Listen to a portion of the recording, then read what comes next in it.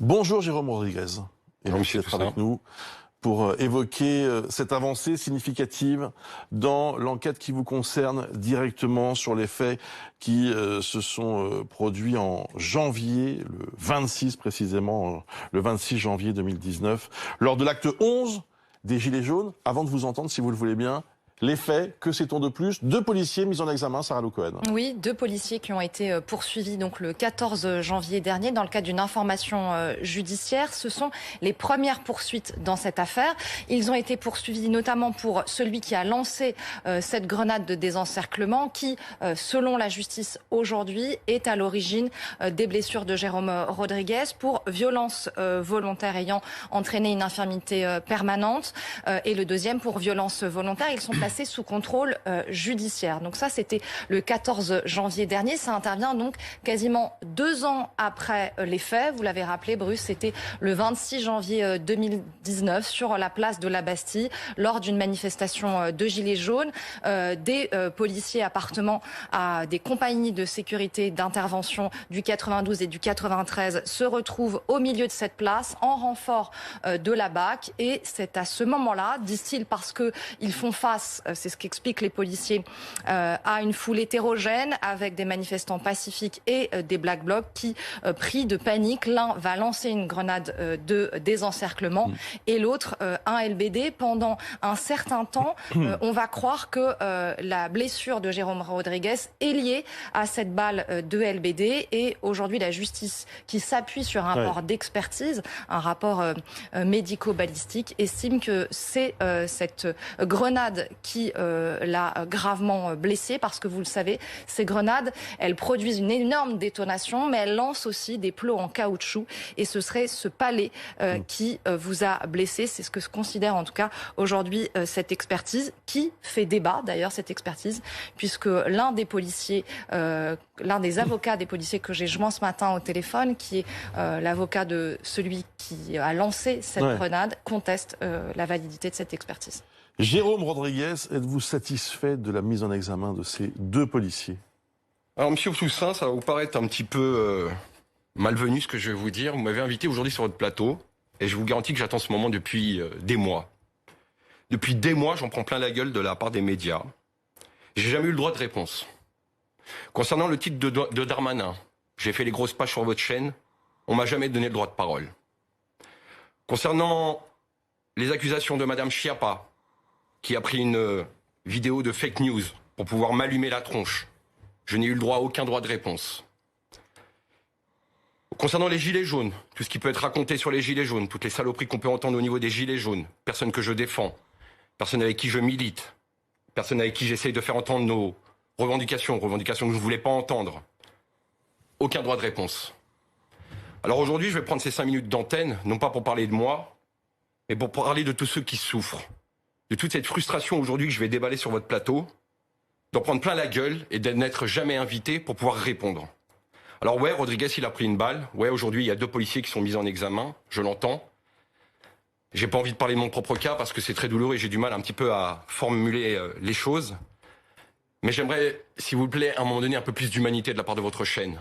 Parce que les policiers qui m'ont fait ça aujourd'hui ont détruit ma vie, mais pas que. Le gouvernement a détruit ma vie. L'État a détruit ma vie. Certains médias ont détruit ma vie, à me faire passer pour le plus grand dealer de France, à me faire passer pour le plus grand escroc de France, à me faire passer pour la personne qui veut créer un climat de violence. Le 27 janvier 2019, sur mon lit d'hôpital, vous avez vos journalistes qui essaient de passer par la fenêtre, ne serait-ce que pour avoir la primeur de mes paroles. J'ai appelé au calme, j'ai appelé à la non-violence. Et constamment, je passe pour un mec hyper violent sur les médias. Je suis pour le débat. On a le droit à un droit de réponse. Dernière en date, M. Macron, qui compare les gilets jaunes aux pro-Trump qui ont pris le Capitole. Qu'est-ce qu'on répond à cela? Rien, parce qu'on n'a même pas le droit de réponse.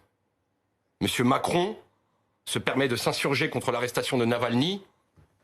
Moi, je suis le Navalny français, comme tant d'autres qui ont perdu un œil, comme les 30 Français qui ont perdu un œil. Il met en avant le manque de démocratie en Russie, il en va de même aujourd'hui en France. Donc je vais prendre ce droit-là aujourd'hui sur votre plateau. Je vous aime bien, monsieur Toussaint, vous faites partie de ceux que je préfère sur la chaîne. Mais un jour, j'ai eu un entretien avec madame Pigalle, que vous connaissez très bien. et qui m'avait dit, vous inquiétez pas, monsieur Jérôme Rodriguez, vous aurez le droit à des droits de réponse. Je suis venu, une seule unique fois sur le plateau de Madame de Malherbe, et combien de fois je les ai interpellés pour pouvoir avoir, ne serait-ce que m'expliquer sur diverses choses, j'en ai jamais eu le droit. Vous êtes là aujourd'hui. Voilà. Donc vous remarquez que je vous laisse parler. Mais je vous en remercie. Et si je peux juste dire une toute petite chose. Pour que ce soit plus simple et plus clair, et peut-être même plus honnête, ne dites pas les médias et BFM TV. Il y a les médias, je sais pas ce que c'est moi, les médias, c'est... Tous ceux qui m'ont craché, 15 000 journaux, 30 chaînes, je sais pas ce que c'est. Moi, je peux vous parler de ce qui se passe sur cette chaîne et de ce qui se passe dans mes émissions. On peut en parler très calmement et très librement. Trouvez-vous la normal... preuve aujourd'hui, vous êtes là sur ce plateau et je vous laisse parler. Monsieur Toussaint, trouvez-vous normal le jour... Je vous ai invité, donc je vous donne la parole. Le 10 septembre, jour où monsieur Darmanin, qui a lui-même des affaires en justice, se permet de porter plainte sur une réponse à un tweet... Qui m'a donné la parole pour m'expliquer au niveau de ce tweet et de pourquoi j'avais exprimé. Déjà, je vous laisse reprendre le tweet. Où est-ce qu'il est exprimé l'ensemble de la police, toutes les polices. Ça, c'est la première chose. Il n'y a pas que deuxième chose pour s'exprimer. Vous parlez en permanence sur votre compte Facebook et c'est formidable d'ailleurs. Alors sur la page Jérôme Rodriguez officielle, tant qu'à faire, je vais faire un peu de pub. Oui, j'essaie de donner des informations autres que celles qu'on voit. La seule satisfaction que j'ai eue ce jour-là. La différence entre vous et Navalny, c'est que vous pouvez vous exprimer partout où vous voulez. Mais est-ce que vous m'avez appelé ce jour-là pour m'exprimer au niveau du tweet de Darmanin?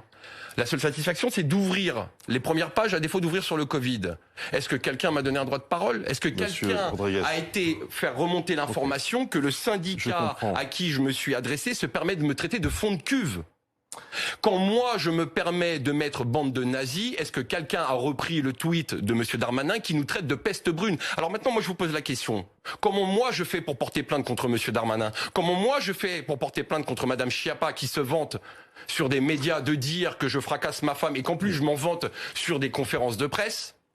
Mais ne confondez pas tout, monsieur Rodriguez. Qu'est-ce que je fais pour vous avez le droit d'être en colère contre le ministre de l'Intérieur, contre madame Schiappa, mais... Je suis en colère contre le manque de réponse. Vous avez aujourd'hui un concerne assez peu, si vous permettez. Aujourd'hui, vous avez un pouvoir qui vous permet aujourd'hui de vous exprimer. Oui. Nous n'avons pas ce pouvoir-là. Et quand on a osé prendre la parole, nous les invisibles, parce que je rappelle que le gilet jaune n'est pas une idéologie, c'était permettre de se rendre visible, on nous a rendus invisibles.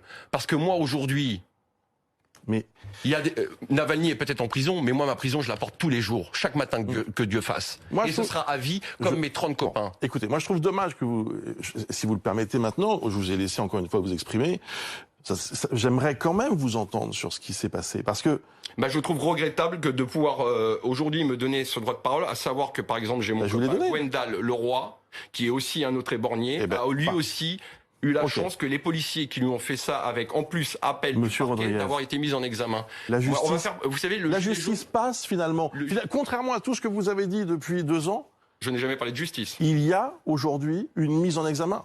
Je suis incapable de vous dire ce qui va se passer par la suite, mais reconnaissez qu'il y a une justice qui avance. Une justice qui avance pour moi. Qui va sans doute reconnaître. Qu'en est-il de la justice officiellement pour des gilets jaunes, des 800 arrestations? Qu'en est-il de cette justice? Ne serait-ce que de pouvoir être invité sur un plateau. Monsieur Rodriguez, est-ce qu'on peut néanmoins évoquer votre dossier, ce qui est quand même important? Vous avez été emblématique pour tout ce mouvement des gilets jaunes. Vous avez fait de moi un emblème. Et un emblème, je ne pense pas qu'on lui cogne dessus comme vous l'avez fait faire. Cette affaire a été emblématique de la question des violences policières. Vous le reconnaissez. Alors, peut-être qu'on peut commencer aussi sur ce qui s'est passé. Il y a une avancée importante, des poursuites dans ce dossier. On sait que longtemps, on a reproché à la justice d'avoir effectivement 2 traitements avec les gilets jaunes, avec les policiers. On a là désormais 2 policiers qui sont poursuivis et qui, si on en reste là en l'état, seront renvoyés devant un tribunal. Aujourd'hui, par exemple, sur cette expertise, pendant longtemps, on a pensé que vous aviez pu être victime d'un tir de LBD. Aujourd'hui, ce qu'on sait, c'est que l'expertise affirme que c'est plutôt une grenade de désencerclement qui vous a blessé. Rien que sur cette expertise, puisque tout à l'heure, vous avez dit j'ai été blessé par une balle. Est-ce que vous reconnaissez les conclusions de cette expertise ou est-ce que vous la contestez? La seule chose que je reconnais, c'est que pendant cette expertise, au sein du bureau auquel j'ai fait face à un docteur et un expert en balistique, pour être précis, il y avait 2 membres du ministère de l'Intérieur qui étaient à l'arrière et qui n'étaient pas venus avec les documents concernés. Ils avaient oublié de les prendre quelque part. Donc pour moi, cette expertise, j'ai un peu du mal. Donc maintenant, l'expert le dit, à nous de voir la stratégie, si contre-expertise doit y avoir pour vraiment authentifier le tir. Une chose est sûre, c'est qu'il y a des témoins qui se trouvent aux côtés du policier. Et nous avons le témoin pris en photo qui, lui, n'a pas été auditionné par l'IGPN au vu du rapport que j'ai pu avoir en main. D'accord. Maintenant, le constat, il est le même, que ce soit une balle de LBD ou un bout de caoutchouc tiré d'une grenade, j'ai fini aveugle d'un œil. Comme tant d'autres au sein des Gilets jaunes et tant d'autres au sein des quartiers populaires de France. Est-ce que vous vous Ce souvenez... sont deux armes aujourd'hui semi-létales qui fracassent des crânes, qui détruisent des vies, et on continue de les utiliser. Il faudra peut-être aussi préciser que ce rapport met en avant le manque de formation, d'accord, le manque de... comment dire... Enfin, voilà, on a filé un flingue, on a filé un flingue à un policier qui stresse sur le terrain, qui a peur. Peur de quoi? Parce qu'à l'instant des faits, il ne se passe strictement rien au vu des propos que peut tenir le policier. Ah, justement. Ça fait 10 minutes qu'on est sur la place. Expliquez-nous, parce que ça, c'est vraiment un point très important. On a vraiment envie de comprendre et besoin de comprendre. Quand on lit, en effet, ce rapport de l'IGPN, le policier dit « situation confuse avec des manifestants agressifs de type Black Bloc et des manifestants pacifiques, mais qui sont mélangés ». Quel est votre souvenir? Je sais que vous avez été blessé très grièvement à cet instant-là, mais est-ce que vous avez des souvenirs de ce qui s'est passé quelques secondes avant? La lumière, elle s'éteint à 4h30. D'accord. Les souvenirs, si vous voulez, c'est rétrospectivement avec l'ensemble des vidéos qu'on a eu la chance d'avoir, parce qu'il faut rappeler que, comme par hasard, on est filmé tous les samedis, mais le jour où je me prends un shoot, les caméras en haut sur l'obélisque de la Bastille ne fonctionnent pas. C'est ballot quand même, hein. C'est quand même triste. Ça a permis à Monsieur Nunes de raconter n'importe quoi à la suite sur le plateau. L'ambiance, elle est la suivante. On est bloqué à l'arrivée de la Bastille parce qu'il y a effectivement des effets de violence. Les effets de violence ont l'air de se calmer. On nous réouvre l'accès à la place de la Bastille. Si on nous réouvre l'accès à la place de la Bastille, c'est que les violences sont finies. Je vois pas l'intérêt d'ouvrir pour pouvoir aller à la Châtaigne quelque part. J'arrive sur place, je déclenche un live, je discute avec des street medics, des collègues du 60, du rond-point de Senlis, avec qui j'avais l'habitude de fréquenter. Et à ce moment-là, on voit... Tout est calme, je vois un copain, je me souviens de lui tirer la joue parce que je suis heureux de le voir. Vous savez, le petit signe un petit peu du tonton qui est content de voir son copain qu'il n'a pas vu depuis longtemps. Et là, des gilets jaunes se plaignent d'en avoir pris plein la tronche. La situation est calme. Je le vois 20 minutes auparavant sur d'autres vidéos. Et là, je vois arriver cette colonne de policiers face à moi. Je fais un mouvement de recul. On me voit reculer avec ma caméra pour les laisser travailler correctement. Et là, je m'en prends une. Je m'en prends deux. Je sais pas, parce qu'il y a une attaque sur la gauche, une attaque sur la droite. Faut juste imaginer que j'ai été ciblé deux fois. Donc vous dites que vous avez été ciblé volontairement. Les deux policiers disent qu'ils vous connaissaient pas. Et qui vous ciblaient pas. En même temps, je gagne pas à être connu. Demandez à ma mère, elle vous en dira quelque chose. La seule chose que j'ai à dire, c'est que dans l'absolu, que ce soit moi ou un collègue ou une collègue manifestante, à eux de maîtriser aujourd'hui les engins qu'ils ont en main pour maîtriser la situation. Aujourd'hui, vous avez... une réunion place Beauvau où vous allez avoir une espèce de réunion d'entre-soi. Où sont les citoyens aujourd'hui pour parler de la police? Parce qu'on fait de Rodriguez un anti-flic, je vous garantis que non. Moi, la police du quotidien, on en a besoin. Celle des manifestations qui éborgnent, qui mutilent, et je vous parle même pas de la brave M. Nombre d'insultes et de menaces qu'ils me font au sein des manifestations, qui sont filmées. Vous voyez ce que je porte là? C'est mon garde-fou. De tous les là, ça filme, là. Je garde toute ma vie. Parce que j'ai besoin d'avoir des preuves.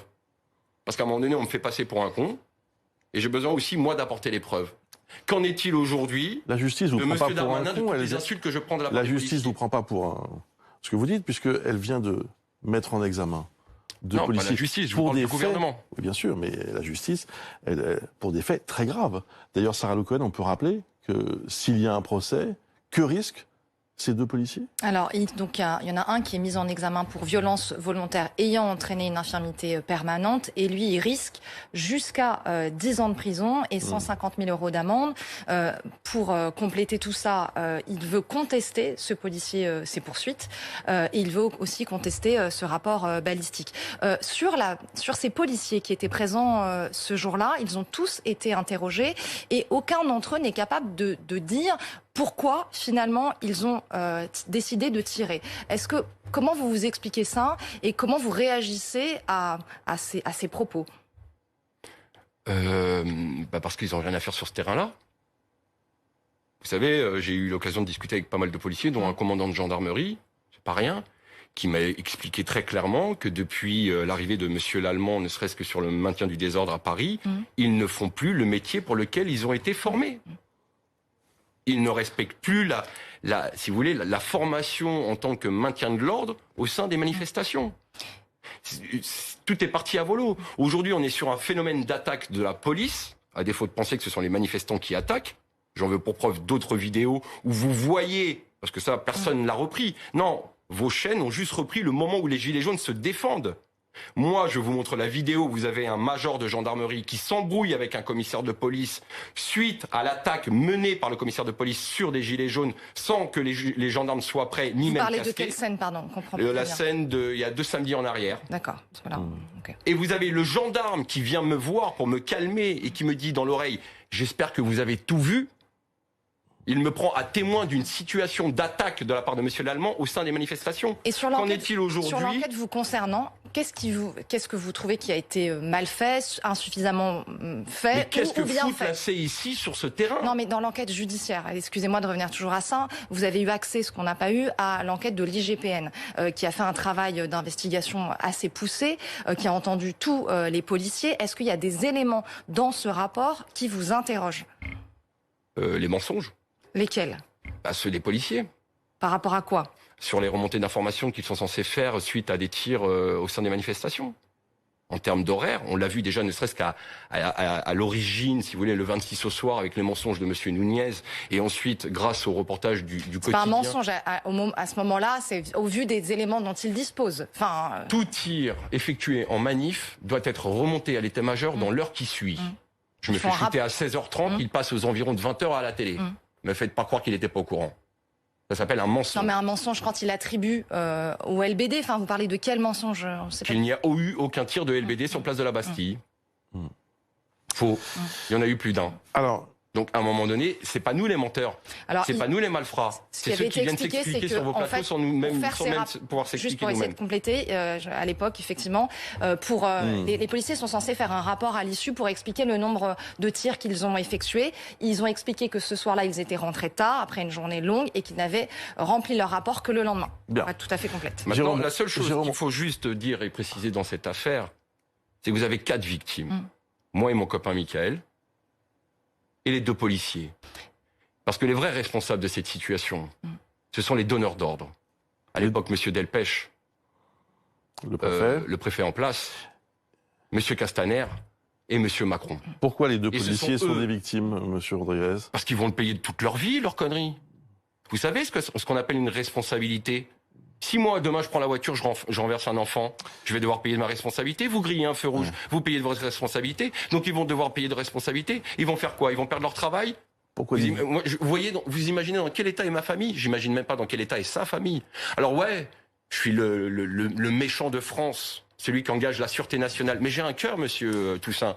Et mon cœur fait que, à un moment donné, j'ai besoin de rencontrer ces gens-là pour savoir si je dois pardonner. Mais j'ai au moins conscience que c'est beaucoup de vies détruites parce qu'ils ont voulu protéger aujourd'hui un système qui ne convient plus aux Français. Ils ont voulu protéger une politique et des dirigeants politiques et ils vont aussi en payer le prix. Votre vie est détruite?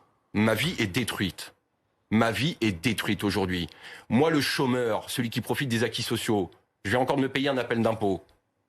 D'accord? Ma vie est détruite. Comment aujourd'hui, moi, je vais devoir retrouver du travail? Parce que ouais, je suis peut-être un handicapé, mais j'ai mes 2 mains. Je peux bosser. Quel est le patron qui va me recruter avec toutes les saloperies que j'ai pu entendre? Parce que vous savez, la légende du plombier, Rodriguez le plombier, ça faisait 8 mois. J'ai suivi les préceptes macroniens, celui de traverser la rue pour changer de métier. J'ai fait 20 ans de commerce. J'ai travaillé dans les plus grands magasins. J'ai travaillé chez Disneyland Paris. Je sais ce que c'est des tableaux chiffrés.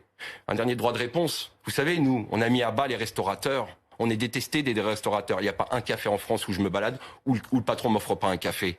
Alors maintenant, à tous ceux qui s'amusent de dire qu'on a détruit les restaurants, moi je connais ce que c'est des valeurs chiffrées.